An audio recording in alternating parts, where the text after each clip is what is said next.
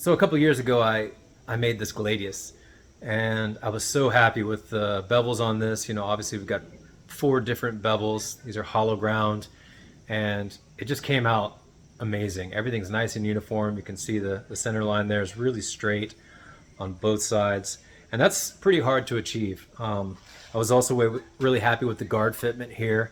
It looks like crap now because I've been banging away at it, but it was pretty seamless and it looked really nice. I've got some scoring there because what happened was the handle over time, because I use these little leather spacers and I don't think I saturated them with enough oil or wax, which I usually do a pretty good job with, but I guess I just kind of neglected to make sure they were completely saturated. So over time, the leather would expand and contract, and the handle got loose.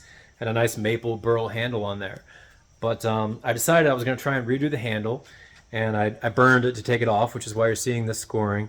And in the process of considering how I was going to move forward with the new handle, I noticed that this has flex in it. It'll flex if I really put some pressure on it right there. The blade itself has good spring and return, but right where the handle meets the guard, I think, is a vulnerable spot. And it's probably okay to have a handle that isn't completely heat treated as long as the blade is good. But I was just thinking, man, if I take this into some kind of gladiatorial arena or, up against the hordes of Darius II, I might be in trouble. And if it really gets put to the test, I don't want it to fail me. So I'd rather spend hours in my shop making a new blade as opposed to trying to reheat treat the whole thing and clean it all up and put a new handle on. So I thought this is a good opportunity to just do a brake test. Out with the old, in with the new. This was made from an old bumper spring on an industrial garage door. I have a lot of access to those through my day job. It's 5160 steel or something very close to it. I've kind of tried to track that down. But they've got, like I said, they've got really good spring and return. And these so far have been really great blades for me, the steel. And they come in 1/8 inch thick, 2-inch wide pieces that are about 2 feet long, depending on the bumper spring. You just got to straighten them out, and then you've got a great piece of really usable high carbon steel. So that's what I make a lot of these longer blades with. So yeah, let's snap the tip off this thing, see how the heat treat was from an old heat treat oven that I'd pieced together from old fire bricks. The oven itself was not even close to long enough to cover the length of this blade, so while I was heat treating, I was dragging it in and out.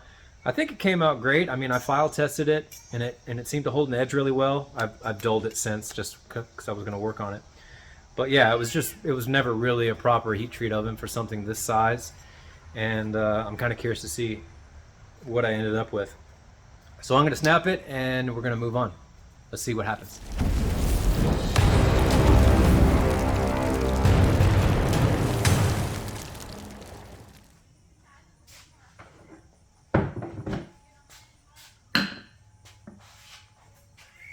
Cinch her down in the trusty vise here.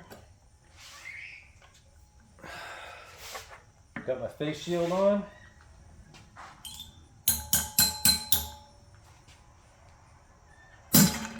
Oh! Let's take a look. Alright, so hopefully I can get a good focus on this.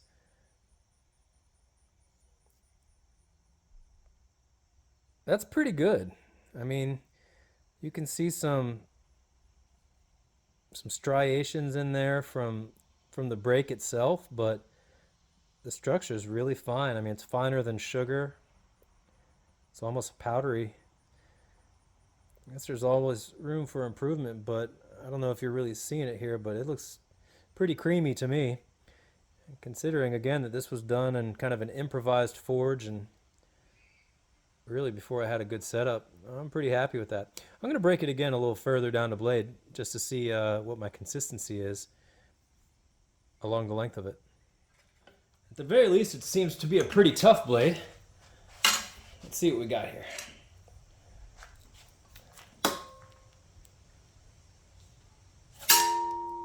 Yeah, that's pretty good. The tone you're hearing is just the teeth of the channel locks slipping. Dang! Wow. Yeah, that's I really can't bend it any farther than that. without getting some more leverage with a breaker bar or something.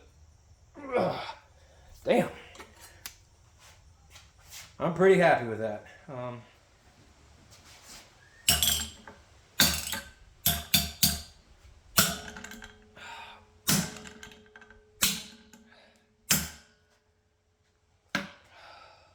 Yikes. Well, like I said, at the very least, this is tough. I mean, yeah, that looks really good. Again, pretty creamy.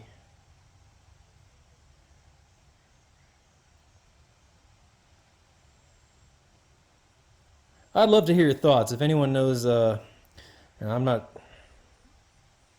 really a pro on this stuff, but if there's somebody out there that knows a little bit more about this than I do, I'd love to hear your thoughts on it. I mean, I think it looks like good grain structure. Again, it is bending a little bit before it snaps, but it takes a lot of force to bend it. So I'm thinking it's a pretty good blade, and I'm looking forward to making another one with this same steel. And I've got lots of it, so I'll definitely try it again. All right, thanks for watching. Hope that was interesting to you. I'll see you on the next build.